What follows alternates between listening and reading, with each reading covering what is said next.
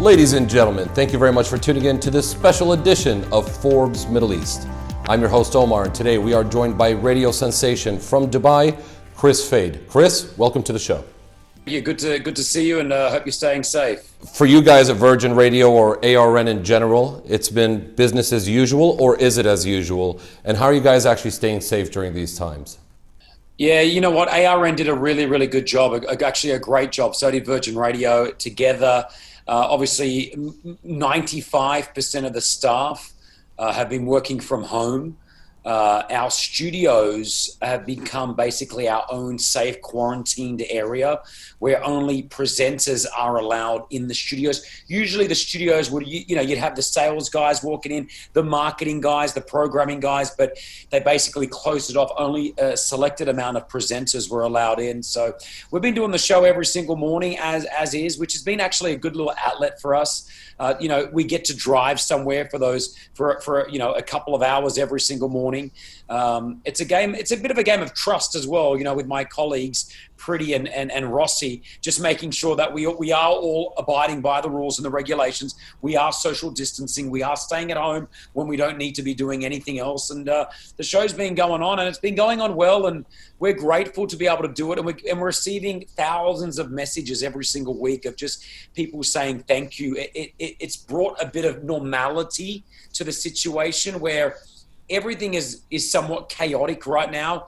Our norm has changed, but they can turn on Virgin Radio and there we are, Chris, Pretty and Rossi doing what we do, and it brings a bit of calmness to what we've been told. When you look at Dubai or the UAE compared to other countries or other parts of the world, what do you think is the reason why the UAE has been able to have such a good grip on the spread of this without really having many issues amongst people? What are your thoughts on that?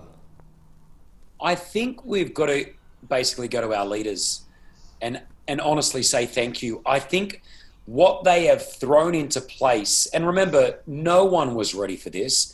No one had a plan ready to go. It wasn't like there was a book given to everyone and said, well, this is what we do in situations like this. But I believe them being able to deliver the messages as quick as they possibly could. I believe the UAE with our leaders are able to make these decisions a lot quicker than a lot of the other countries around the world where it must go from one group to another before it's brought out to the public. I feel like our leaders have got their finger on the pulse. They know what they've got to do. They've obviously got some guidance as well behind them on scientific or precautions that they should take, and I believe it's just been delivered. Our duty as people working in the media is to make sure that we deliver that message, and I think that we've been doing a great job with ARN and Virgin Radio. I think getting that message across to people, not only on our frequencies of the radio stations, we have 9 large radio stations across the country, but also through all our social media.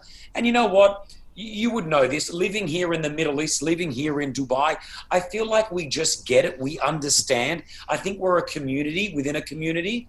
And I feel like we're all in this together.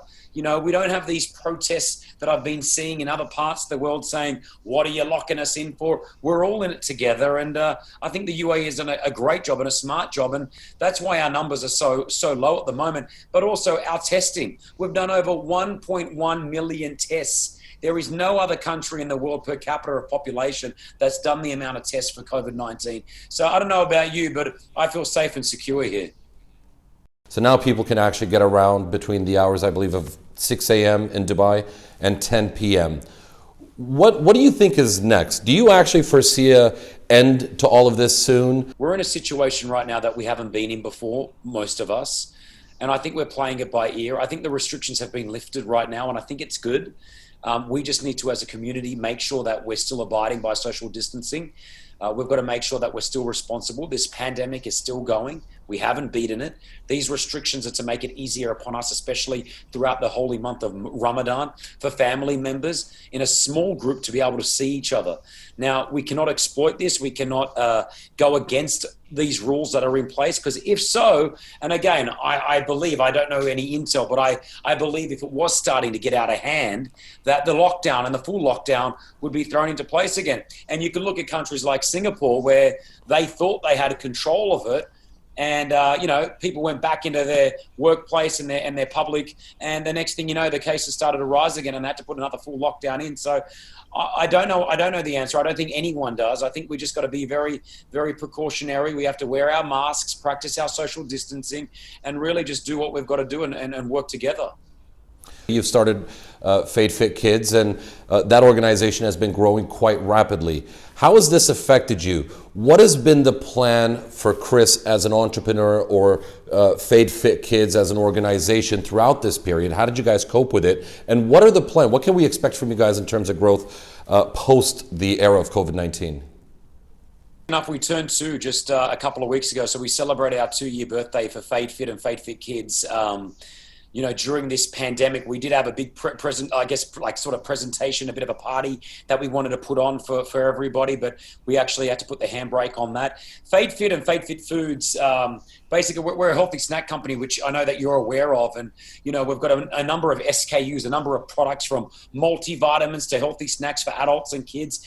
I'll tell you straight out, we've seen our online sales actually go up by 25% over the last couple of months. So from an online view, it's actually been really good. From an in-store purchasing, it's actually gone up as well. So for foods and products like what we put together, people are buying in bulk. People initially felt like they had to panic buy, which we know now that we don't have to do that. But we were seeing a lot of our snacks, especially the kids' snacks, being bought in bulk, which pushed our sales. How did it affect us, though?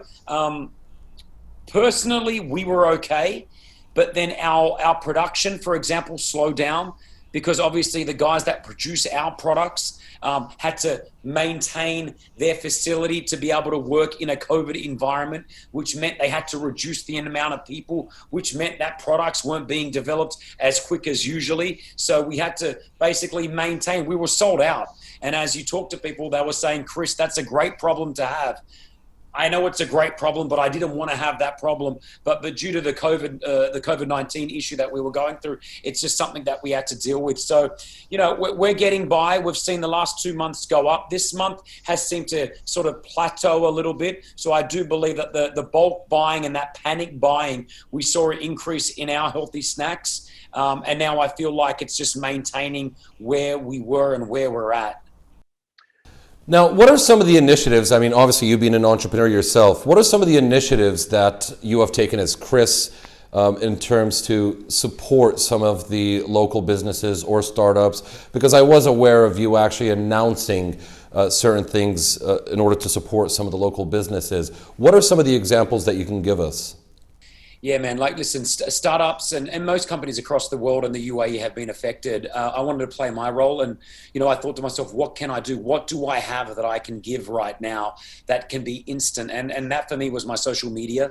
I've got fairly large corporations that I work with throughout the year, and I'm an ambassador for the likes of Samsung, BMW, Virgin Mobile, who I work on a long-term basis with, where I promote their services and their products on my social media. Now, I wanted to be able to do that for the smaller companies who I know are struggling right now. So I basically use my own personal platform. I got the owners of these companies, be it a startup, be it a company that's been established for a while here in the country, to send me videos of what their product or what their service is all about. And I basically just use my social media platform to as a billboard, as a social media billboard. I was promoting their companies on my social media at no cost. I received over, I think it was 1,700 messages. 1,700 companies from the UAE sent me messages to fadefit.com for me to wanting to promote. Unfortunately, I've only got to about 400 of them. I'm trying to slowly get through all of them, but it really shows you that, the need. And I think the UAE has come together. I keep telling people to make sure you're supporting your local companies. If you can't get to their restaurants, if you can't buy their products, get them online and help them out. Excellent. Now, we've opened up for questions from audience, and unfortunately we're not going to be able to take all of them, but I'd like to take one of the questions. We've got Sarah from Dubai who asks Kris Fade, what is the first thing you plan on doing when quarantine is removed? I'm going to travel. I will go see my family in Australia. I've got a very close family, and like many of us right now, we're separated by borders.